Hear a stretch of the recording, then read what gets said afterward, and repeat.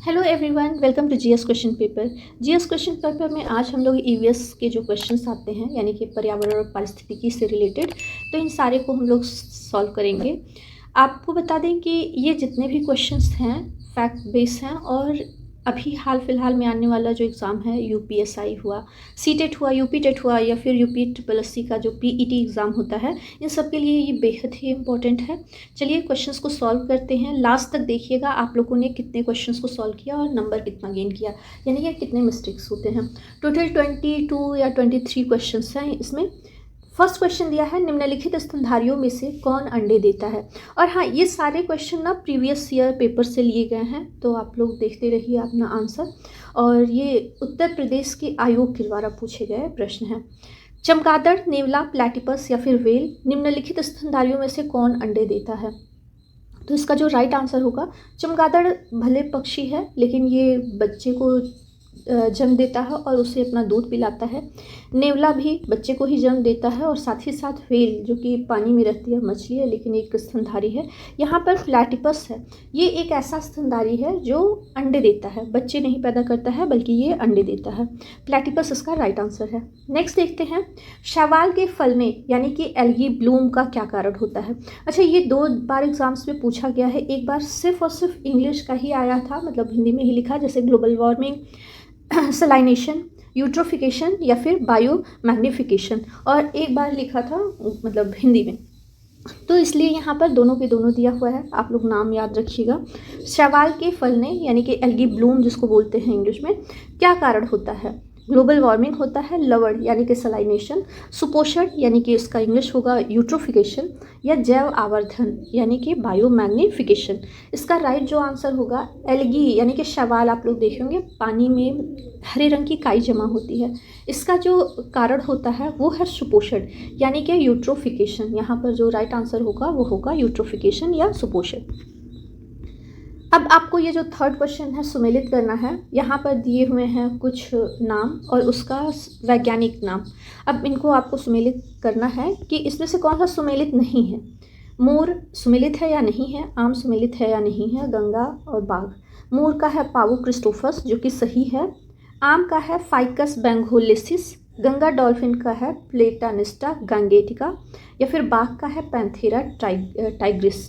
तो टाइगर हम लोग बोलते हैं, टाइग्रिस यहाँ पर है, तो आप लोग गेस कर ही सकते हो ये सही है। गंगा डॉल्फिन का है प्लेटानिस्टा गैंगेटिका यानी कि गंगा डॉल्फिन, तो ये भी सही है। आम का जो यहाँ पर दिया हुआ है ये आपका रॉन्ग आंसर है।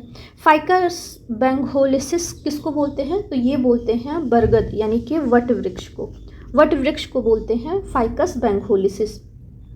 आम का आप लोगों को पता ही होगा, आम को बोलते हैं साइंटिफिक लैंग्वेज में मैंगीफेरा इंडिका। तो ये आपका सुमेलित नहीं है, तो राइट आंसर हो गया वो सेकेंड ऑप्शन हो गया। नेक्स्ट देखते हैं, प्रथम पर्यावरण सम्मेलन का आयोजन कहाँ पर किया गया था। ये मोस्ट इम्पॉर्टेंट क्वेश्चन है। Rio de Janeiro, Johannesburg, Delhi या फिर स्टॉकहोम। आप लोगों को पता ही होगा, हम लोग मनाते हैं ही होगा 5 जून को हम लोग मनाते हैं पर्यावरण दिवस, विश्व पर्यावरण दिवस। तो यहाँ पर पूछा है प्रथम पर्यावरण सम्मेलन का आयोजन कहाँ पर किया गया था। Rio de Janeiro, Johannesburg, Delhi या फिर स्टॉकहोम। दिल्ली तो यहाँ पर होगा नहीं, सी ऑप्शन। अब बाकी 3 में से देखते हैं, रियो डी जेनेरियो, जोहान्सबर्ग और स्टॉकहोम में से स्वीडन की जो राजधानी है स्टॉकहोम, यहाँ पर हुआ था। डी ऑप्शन हम लोगों का राइट आंसर है। स्टॉकहोम में 5 जून 1972 को 1972 में पहला पर्यावरण सम्मेलन हुआ था।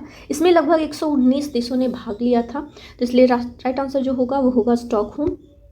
नेक्स्ट क्वेश्चन है, वायुमंडल में दैनिक मौसम परिवर्तन किस परत के कारण होता है। तो यहाँ पर दिया हुआ है समताप मंडल, क्षोभ मंडल, मध्य मंडल, आयन मंडल। इसमें से जो राइट आंसर होगा, जितने भी मौसम संबंधी परिवर्तन होते हैं वो होते हैं आपके क्षोभ मंडल में। यहाँ पर बी ऑप्शन हम लोगों का राइट आंसर है। ओजोन मंडल का दूसरा क्या नाम है, यानी कि आप ऐसे भी इसको ले सकते हैं कि ओजोन मंडल कहाँ पर आपको देखने को मिलता है, समताप मंडल में, क्षोभ मंडल में, मध्य या फिर आयन मंडल। तो आपको बता दें ये 2 मंडलों के बीच में है, लेकिन आप ये 90% जो हिस्सा आता है ये आता है आपका समताप मंडल में, और बाकी का जो 10% आता है तो ये आता है आपके क्षोभ मंडल में। तो मैक्सिमम समताप मंडल में स्थित है, इसलिए ओजोन मंडल का दूसरा नाम हम लोग समताप मंडल यहाँ पर देख सकते हैं। फर्स्ट ऑप्शन यहाँ पर राइट ऑप्शन है। नेक्स्ट क्वेश्चन है, क्षोभ मंडल वायुमंडल का सबसे गर्म परत है क्योंकि यह सूर्य के निकटतम है, तो ये तो राइट आंसर है नहीं।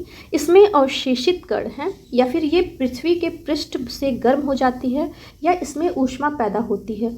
तो पृथ्वी से कोई ऊष्मा नहीं पैदा होती है। यहाँ पर आपको बता दें जो क्षोभ मंडल है ये पृथ्वी का जो पृष्ठ है इसी से गर्म हो जाती है। जब विकिरण पृथ्वी प्राप्त करती है और ये गर्म होती है, और इसी के पृष्ठ से ही ये गर्म रहती है क्षोभ मंडल। तो यहाँ पर जो राइट आंसर होगा वो सी ऑप्शन होगा, ये पृथ्वी के पृष्ठ से ही गर्म हो जाती है।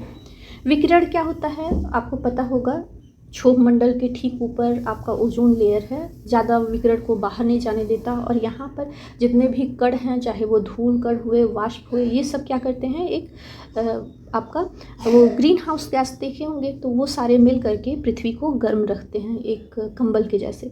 तो यहाँ पर जो राइट होगा सी ऑप्शन, ये पृथ्वी के पृष्ठ से ही गर्म हो जाती है। नेक्स्ट क्वेश्चन दिया है, सर्विस स्टेशन पर मोटर कारों के प्रदूषण जांच में निम्नलिखित में से किसकी पहचान तथा उसकी मात्रा का माप किया जाता है? शीशा तथा कार्बन कण, नाइट्रोजन तथा सल्फर की ऑक्साइड, कार्बन मोनोऑक्साइड या फिर कार्बन डाइऑक्साइड। तो इसमें से सर्विस स्टेशन पर जब मोटर कारों के प्रदूषण की जांच की जाती है तब वहाँ पर शीशा और कार्बन कण को देखा जाता है। तो यहाँ पर जो राइट आंसर है वो फर्स्ट ऑप्शन है। नेक्स्ट क्वेश्चन देखते हैं, निम्नलिखित में से किस एक गैस में कार्बन मोनोऑक्साइड की सर्वाधिक प्रतिशतता होती है? चार ऑप्शन है। कोयला गैस में सर्वाधिक प्रतिशतता कार्बन मोनोऑक्साइड की होती है, या फिर प्राकृतिक गैस की, या फिर वायु अंगार गैस की, भाप अंगार गैस की। तो इन सारे में प्राकृतिक गैस में तो कार्बन मोनोऑक्साइड ज़्यादा नहीं होता है। राइट आंसर जो होगा वो कोयला गैस भी नहीं होगा। डी ऑप्शन यहाँ पर जो है भाप अंगार गैस, इसमें सबसे ज़्यादा कार्बन मोनोऑक्साइड हम लोगों को देखने को मिलता है। भाप अंगार गैस यहाँ पर राइट आंसर है। नेक्स्ट देखते हैं, स्टोन कैंसर जैसे खतरे का प्रमुख कारण किसे माना जाता है? तो यहाँ पे जो स्टोन कैंसर की बात हो रही है वो ह्यूमंस के अंदर नहीं हो रही है। स्टोन कैंसर यानी कि भवनों या मकानों को जो नुकसान पहुँचाते हैं कैंसर की तरीके से, तो यहाँ पे उसकी बात हो रही है। अम्ल वर्षा, ब्राउन हेज प्रभाव, ग्रीन हाउस प्रभाव या वैश्विक तापमान। तो इसका जो राइट आंसर होगा अम्ल वर्षा, फर्स्ट ऑप्शन हम लोगों का राइट आंसर है, अम्ल वर्षा या एसिड रेन। इसमें क्या होता है, प्रदूषक जो होते हैं वो पत्थर का रंग बदलने के लिए प्रतिक्रिया करते हैं, और भवनों, मकानों या फिर मार्बल्स का कलर जो होता है वो चेंज हो जाता है। तो यहाँ पे अम्ल वर्षा जो है वो राइट आंसर है। इससे हम लोग स्टोन कैंसर बोलते हैं, जहाँ पे पत्थर का रंग बदलने लगता है, और यही प्रमुख कारण है। अम्ल वर्षा यहाँ पर राइट आंसर है। नेक्स्ट है, अंतर्राष्ट्रीय अम्ल वर्षा सूचना केंद्र स्थापित किया गया है बर्लिन में, ओस्लो में, ओसाका में या फिर मैनचेस्टर में। इसका राइट आंसर आप लोग गेस करिए क्या हो सकता है। तो अंतर्राष्ट्रीय अम्ल वर्षा सूचना केंद्र ये स्थापित किया गया है नॉर्वे की राजधानी ओस्लो में। यहाँ पर बी ऑप्शन हम लोगों का राइट आंसर है। नॉर्वे की राजधानी है ओस्लो, यहीं पर अंतर्राष्ट्रीय अम्ल वर्षा सूचना केंद्र स्थापित किया गया है। अम्लीय वर्षा में पीएच मान कितना होता है? तो यहाँ पर 5 से कम होता है, 7 से कम होता है, या 3.6 से कम होता है, या 5.6 से कम होता है। तो अम्लीय वर्षा, जब वर्षा के जल का मान 5.6 से कम हो जाता है तब वहाँ पर हम लोग उसको अम्लीय वर्षा करते हैं। तो यहाँ पे जो डी ऑप्शन है वो राइट आंसर है। जब भी वर्षा के जल का मान 5.6 से कम हो जाए तो वो अम्लीय वर्षा कहलाती है।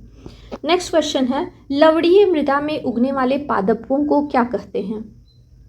अब यहाँ पर अगर जो हिंदी में दिया रहता तो आप लोग इजीली गेस कर सकते कि लवणोद्भिद लवणीय मृदा में, लेकिन यहाँ पर दिया हुआ हेलोफाइट, ऑक्सिलोफाइट, कैस्मोफाइट या लिथोफाइट। इन चारों जो दिए हुए हैं इसका नाम क्या है या अर्थ क्या है? तो आपको बता दें, जो लवणीय मृदा में उगने वाले पादपों को कहते हैं ये बोलते हैं हेलोफाइट, यानी कि लवणोद्भिद। ये लवणीय मृदा में यानी कि जहाँ पे नमक की मात्रा ज़्यादा होती है वहाँ पर उगते हैं। अब देखते हैं ऑक्सिलोफाइट। तो ऑक्सिलोफाइट ये अम्लीय मृदा में, एसिडिक वाटर में ज़्यादा होते हैं। तो ऑक्सिलोफाइट एसिडिक वाटर यानी कि अम्लीय मृदा में पैदा होने वाले पौधे कहलाते हैं। अब दो आते हैं, कैस्मोफाइट और लिथोफाइट। लिथोफाइट से आप लोग गेस कर सकते हैं, लिथो यानी कि पत्थर या चट्टान। तो अगर जो आप लोग देखते हैं चट्टानों और पत्थरों के बीच में कुछ ऐसे पौधे उग जाते हैं जिनको मिट्टी की ज़रूरत नहीं होती है, वो पत्थरों से चिपके हुए ही या दीवार में छोटी सी दरार में भी वो लोग चिपके हुए निकलते हैं, तो इनको बोलते हैं लिथोफाइट। शैल या चट्टानों पर उगते हैं और इसी को कैज़्मोफाइट भी बोलते हैं, कहीं कहीं इसको कैज़्मोफाइट भी बोलते हैं। तो कैज़्मोफाइट और लिथोफाइट का जो मीनिंग हुआ ना वो सेम ही हुआ, कैज़्मोफाइट और लिथोफाइट। ऑक्जिलोफाइट अम्लीय मृदा में, हेलोफाइट लवणीय मृदा में।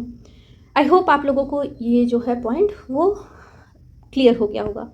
नेक्स्ट देखते हैं, आर्सेनिक के लगातार संपर्क में रहने से कौन सी बीमारी हो जाती है? Red foot, black foot, white foot या फिर ब्लू फुट? तो इसका जो राइट आंसर होगा वो आर्सेनिक के प्रदूषण के कारण ब्लैक फुट रोग देखने को मिलता है। बी ऑप्शन हम लोगों का राइट आंसर है, आर्सेनिक के लगातार संपर्क में रहने से ब्लैक फुट, जिसमें पैरों के जो मांस हैं वो काले पड़ करके गलने शुरू हो जाते हैं, ब्लैक फुट इसको बोलते हैं। नेक्स्ट देखते हैं, कैडमियम की अधिकता से कौन से रोग होते हैं? ये पूछा गया है और कई बार पूछा गया है, चाहे वो बीएड एंट्रेंस एग्ज़ाम में हो या फिर और भी जितने भी छोटे मोटे एग्ज़ाम, सब में, छोटे मोटे छोड़िए, इसको यूपी ट्रिपल एससी में भी पूछा गया है। इटाई रोग, मिनीमाटा, ब्लैक फुट या ब्लू बेबी सिंड्रोम? तो मोस्ट रिपीटेड क्वेश्चन है, इसका जो राइट आंसर होगा कैडमियम से इटाई रोग होता है। यहाँ पर जो ए ऑप्शन है वो राइट आंसर है, इटाई रोग कैडमियम की अधिकता से होने वाला रोग है। नेक्स्ट देखते हैं, सेम मिनीमाटा और इटाई रोग किसकी विषाक्तता के कारण होते हैं? तो ये इसका जो राइट आंसर है आप लोग गेस कर ही लिए होंगे, ऊपर हम लोग सॉल्व किए हैं। इटाई जो है वो है आपका कैडमियम से, तो यहाँ पर एक ही ऑप्शन दिया है, यानी कि पारा और कैडमियम। मिनीमाटा जो रोग है वो पारा से, और इटाई जो रोग है वो कैडमियम की अधिकता के कारण या विषाक्तता के कारण।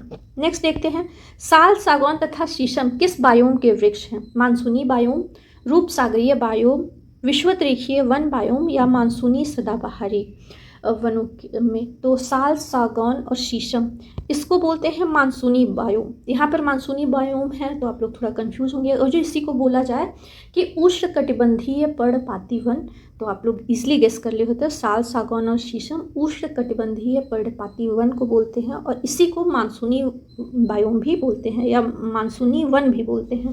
तो यहाँ पर जो ए ऑप्शन है वो हम लोगों का राइट आंसर है।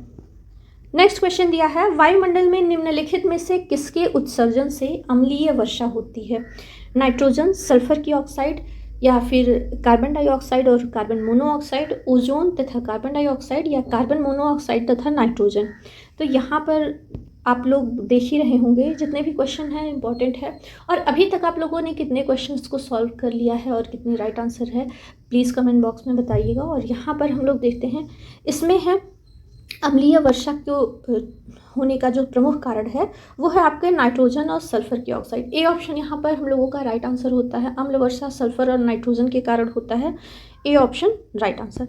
नेक्स्ट देखते हैं, निम्न में जल का जो BOD है ये किसके कारण बढ़ता है? शैवाल, मिट्टी, शर्करा मिल के अपशिष्ट या फिर जलीय पौधे?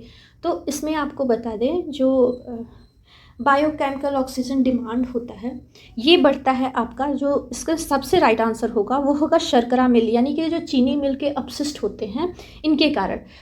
होता ये है कि जो कार्बनिक यौगिक होते हैं इनमें कार्बन डाइऑक्साइड में जो पूरी तरह से ऑक्सीकरण करना होता है, तो इसके लिए आवश्यक जो ऑक्सीजन होती है इसके मांग में वृद्धि हो जाती है। तो यहाँ पर जो राइट आंसर है वो सी ऑप्शन है, शर्करा मिल यानी कि चीनी मिल के अपशिष्ट। जुगाली यानी कि आप लोग जानवर को देखे होंगे खाना खाने के बाद जब वो आराम से बैठते हैं, मुंह चलाते रहते हैं, तो इन जुगाली करने वाले पशुओं से जिस ग्रीन हाउस गैस का निस्तारण होता है वह है कार्बन डाइऑक्साइड यानी कि CO2, मीथेन, CFC या फिर नाइट्रस ऑक्साइड। तो CFC तो आपका चाहे फ्रिज हो गया या AC यहाँ से होता है। कार्बन डाइऑक्साइड, मीथेन या फिर नाइट्रस ऑक्साइड, इसमें से जो राइट आंसर होगा वो होगा बी ऑप्शन, मीथेन। यहाँ पर बी ऑप्शन राइट आंसर है, जुगाली करने वाले पशुओं से जिस प्रकार के ग्रीन हाउस गैस का निस्तारण होता है वह है मीथेन। नेक्स्ट क्वेश्चन हम लोग देखते हैं, महासागरों में पाए जाने वाले प्रवाल भित्तियों की विरंजन का कारण क्या है, यानी कि ब्लीचिंग का कारण? जितने भी मूंगा चट्टानें होती हैं उन सब के ब्लीचिंग का कारण क्या है? अम्ल वर्षा, ओजोन क्षरण, जल प्रदूषण या फिर ग्लोबल वार्मिंग? तो जो कोरल रीफ होते हैं उनका ब्लीचिंग का मेन कारण है या प्रवाल भित्तियों की विरंजन का प्रमुख कारण है वो है आपका, यहाँ पर जो राइट आंसर होगा वो होगा global warming. Global warming bleaching का प्रमुख कारण है। गर्मी के कारण जो हैं प्रवाल वो कलरफुल होते हैं और वहाँ पे वो ब्लीचिंग से एकदम सफ़ेद हो जाते हैं। नेक्स्ट देखते हैं, हैदराबाद में स्थित हुसैन सागर झील किस जीव की वृद्धि से नष्ट हुई है? लेमना, हाइड्रिला, मगरमच्छ या फिर जलकुंभी। तो हुसैन सागर हैदराबाद में स्थित झील है, इसकी किस जीव की वृद्धि से ये नष्ट हुई है? तो इसका जो राइट आंसर होगा वो होगा जलकुंभी। जलकुंभी के कारण यहाँ पर जीव अब नहीं पाए जाते हैं। मरुस्थल में उगने वाले पौधे क्या कहलाते हैं? मेसोफाइट्स, हाइड्रोफाइट्स, जीरोफाइट या हेलोफाइट्स।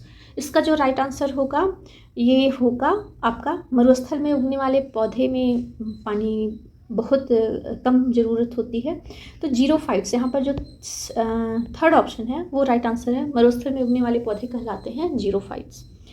अब हम लोगों का लास्ट आंसर है, भारत में उष्णकटिबंधीय सदाबहार वन कहाँ पाए जाते हैं? मध्य प्रदेश, उड़ीसा, केरल या फिर आंध्र प्रदेश।